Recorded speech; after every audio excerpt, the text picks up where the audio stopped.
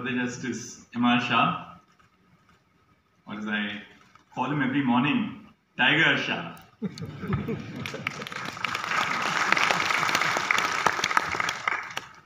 Members of the family of Brother Shah, his friends who are in the audience, my sister and brother judges, Mr. R. Venkatramani, Learned Attorney General for India, Mr. Tushar Mehta, Learned Solicitor General, Mr. Vikas Singh, President of the SCBA, Mr. Pradeep Rai, Vice President, Office Bearers of the SCBA, including Mr. Rahul Kaushik, members of the bar, officers of the registry, and ladies and gentlemen. It was an emotional morning for me as well, apart from for Mukesh Bhai, coming off the ceremonial bench.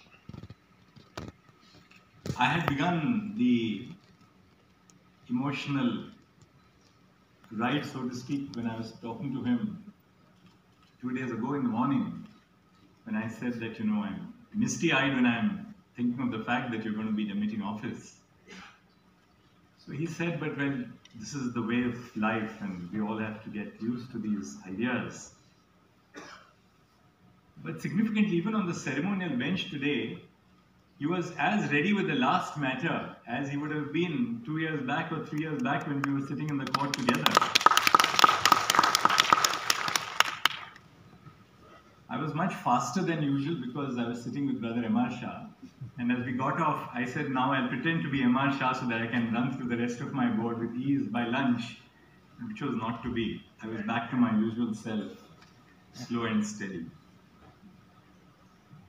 My first engagement with Justice M.R. Shah was in 1998, a couple of years before I became a judge of the Bombay High Court, when I happened to be engaged as Solicitor General, Additional Solicitor General of India in the Gujarat High Court. And we were both going to appear together. We were appearing for the government.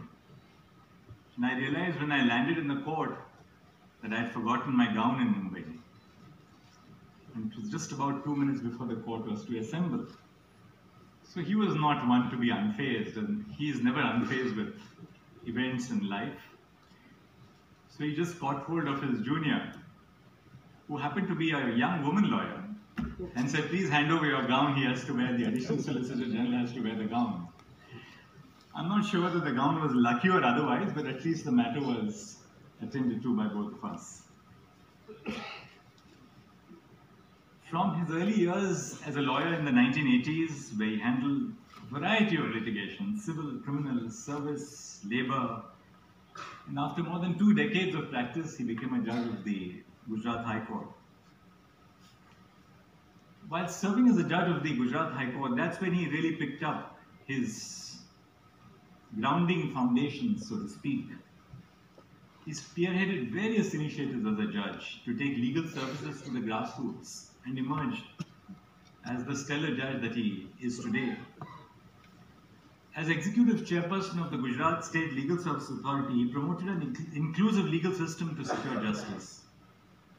He marshaled awareness campaigns across the state of Gujarat, particularly in backward regions such as Banaskantha and Dahod. In 2018, Brother was elevated as the Chief Justice of the Patna High Court after serving for nearly 14 long years as a judge. Now, Justice Shah is not an MBA, as they say in Gujarati. In Gujarat, MBA means Mane Badu Avde Che, which translates to, roughly speaking, I know everything. But when you are a judge of the Supreme Court, you have no choice but to know everything. If you speak to Justice Shah, you will realize that he can strike a conversation with you on almost any topic under the sun, from global affairs to the latest movies. He will discuss the plot of a movie with you and even criticize it for bad screenplay or direction. Once I asked him, when does he find time to watch the movies at all? And in his own inimitable style, he said, I only read about the movies and the reviews in the newspapers. He's always eager to learn and assimilate the newer ways of life. We came together to share the bench during COVID times. Those were very difficult times. Every morning we would assemble in our respective offices at home at 10 o'clock because we knew we couldn't be discussing matters in the court sitting next to each other. And we didn't have the breakout facility on the video conferencing platform in the initial few days. But between 10 and 10:30, both of us would sit down and go through the entire cause list and the entire board and decide prima facie what we felt about the matter. Of course, we had not decided what we'll ultimately do, but we shared that 1/2 of an hour trying to discuss what the issues in the case were, each case were. What I found in Brother Shah was this eagerness to write. Every time I even offered that maybe he could scribe a judgment, he was more than happy to write a judgment. But one of the best compliments, believe you me, I've received in the last 7 years, and it's been exactly 7 years on the 13th for me since I became a judge of this court. One of the best compliments which he gave me was at the end of the sitting, when he said that I've learned one thing from you, that's the ability to suss out which cases should be converted into causes and to write to evolve the law. And it's not necessarily the big cases in which you do that, but the smaller cases which you sort of evolve. But I have learned so much from him. He would return every draft which I sent him overnight. Rarely did a draft rest on his brief overnight. I was surprised that even the Constitution bench judgment in the Maharashtra case recently was returned to me in less than 48 hours with a annotation of the document. He would prepare a judgment as quickly. He rarely took more than 48 hours to even write his own judgment, which he returned to you so promptly. In 2021, when I began sharing the bench with Justice Shah, by then I had adopted a paperless mode of working and was using a laptop for reading cases, all the case files, and making my own notes. Justice Shah was still using hard copies of the files he was accustomed to then. I tried to persuade him to start using a laptop and an iPad for his judicial work, and it is really a credit to his receptive and sporting nature, both receptive and sporting to my mind, that he was open to learning technology and using it to access case files and documents. It was due to the cooperation of Justice M.R. Shah and my other sister and brother judges that we were able to conduct paperless court proceedings in the recently concluded Constitution bench matter. He on my right and Justice Krishna Murari on my left, they were furious in their work speed on their respective laptops. In fact, Justice Krishna Murari seemed to suggest that he was still good for another half a dozen Constitution bench judgments on the electronic form. Justice M.R. Shah was, of course, all set on his laptop. Justice Shah has the courage and the fighting spirit of a lion. Last year, all of us were rather worried when his health deteriorated during his trip to Dharamshala in Himachal Pradesh. When I called to inquire about his health, I was pretty shaken up because I could only hear the sirens of the car which was escorting him to the airport. But I heard at the other end of the line his familiarly chirpy and energetic voice informing me that he was fine and that there was nothing to worry. Justice Shah recovered soon enough and was back doing his judicial work when the court resumed for the term. Justice Shah has truly inspired us all by exhibiting an unwavering commitment to the cause of justice. Mukesh Bhai has an amazing sense of humor, which I'm sure all of you have either witnessed or participated in. He has the unique ability to look at the humorous side of life. His funny quips and anecdotes lighten the courtroom atmosphere even during the dark days of the second wave of the COVID pandemic. I've had the opportunity to share the bench with him on several occasions now. Many a time when we were in the midst of lengthy and dull proceedings in the courtroom, it was his wit that enlivened the courtroom. I remember one particular incident when we had both been rather upset with the poor printing quality of the impugned judgment which was circulated to us by the advocate on record. with the watermarks which were then used by most high courts. So I blurted it out and I said I had such a headache reading this 150-page judgment. And then in his own style he said, you at least had a headache. My headache would not even disappear with Tiger Balm which I used last night. All for the entertainment of the lawyers. In fact, after our bench broke up, I got a handwritten note from one of the journalists who does the beat reporting in the Supreme Court that, sir, the entertainment bench in the Supreme Court has just been concluded. At the Supreme Court, Justice Shah has had a notable career. During his tenure, Justice Shah has played a crucial role in delivering justice in a speedy and efficient manner. He has been pivotal in laying down jurisprudence in matters of criminal law and procedure, arbitration, taxation, service, family law.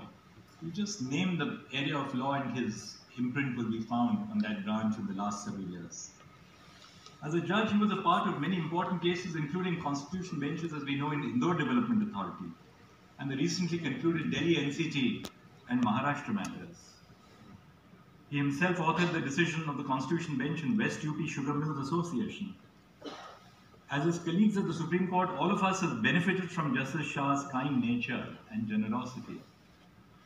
When we were both sitting in the flank courts, court number 9, 10 and onwards, which very fondly are referred to as the Noida courts by the judges, on our way back from the Noida courts, he would always make me wait at 1 o'clock near his chamber, and he had a bowl of M&M chocolates, and he would put a fistful of chocolates into my hand and say, now you can go to your chamber.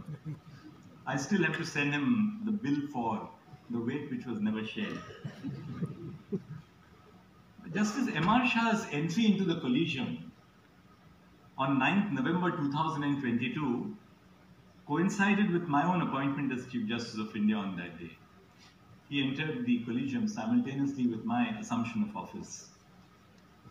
He has been a solid colleague for me in the collegium, full of practical wisdom, full of advice, full of very mature, grounded and middle-of-the-road advice. Sometimes how to tackle others, whether on this side or the other side. But he was full of excellent advice, which helped us very greatly when we made the first 7 appointments, almost in a short span of time. Today I stand here to bid farewell not only to a colleague, but to my dear friend as well. Mukesh Bhai, we will miss your candor, humor and wit on the bench. But more importantly, we will miss a colleague who was our constant source of support and encouragement. I will always cherish the great memories that I shared with Justice Shah both on and off the bench. Justice M.R. Shah is a devoted son, a devoted father to Vihangi, but above all a devoted spouse. I personally know about the solicitous care and affection with which he looks after the welfare of his father and mother. Never is there a conversation between us when we don't speak about his parents. But I must also recognize the important role played by his spouse, Dimpi Shah, who gave up her time in his company in Delhi over the last 4 years to be in Ahmedabad to look after his parents. Their house in Niti Bagh, not our Niti Bagh here, but the Niti Bagh in Ahmedabad, is an oasis of warmth, friendship and positivity. When his daughter Vihangi was to get married recently, Justice Shah was not the one to allow his work as a judge of the Supreme Court to suffer. He managed to look after all the personal details of the ceremonies as the father of the bride without compromising on his own dedication to work as a judge. When his spouse was to recently undergo a knee replacement surgery, Justice Shah was zipping in and out of Ahmedabad to be with her at a crucial time, consistent with the workload in the Supreme Court. Years ago, we traveled together to St. Petersburg with Chief Justice Gogoi and Justice Ramana and our spouses for an international conference. It was a sheer pleasure to spend several days in the company of this wonderful couple. But above all, it was really interesting because his favorite Takiya Kalam, as you all know, all of you know what our Takiya Kalams are. His favorite Takiya Kalam is correct.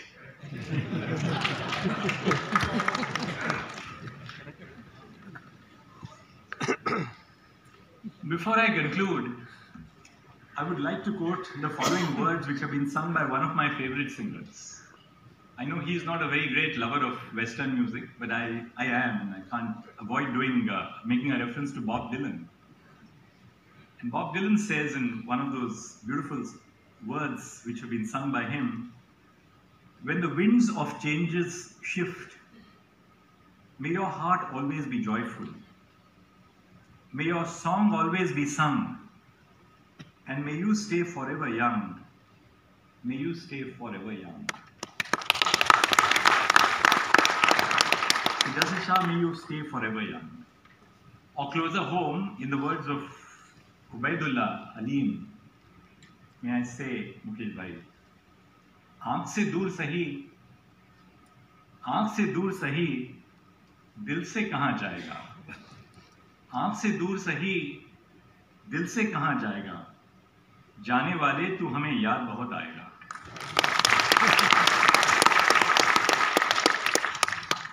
Mukesh Bhai, I would like to thank you on behalf of the legal fraternity for your contributions to the legal profession during your tenure as a judge of the Supreme Court in particular. I wish you good health and happiness. I would also like to thank and congratulate your family, friends, staff, and law clerks. Thank you very much.